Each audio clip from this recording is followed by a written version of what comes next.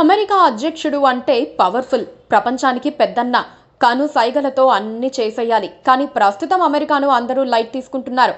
అధ్యక్షుడు చేసే పనుల్ని జోకులుగా తీసుకుంటున్నారు.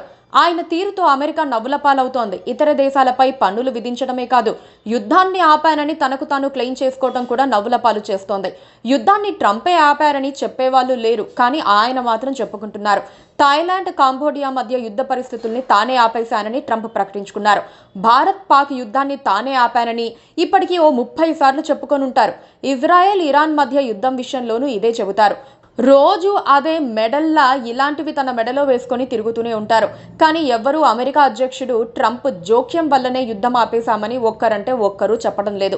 కేవలం ట్రంప్ మాత్రమే చెబుతున్నారు. దీంతో అందరూ ఆయనను పిట్టల దొర ఖాతాలో వేసుకుంటున్నారు.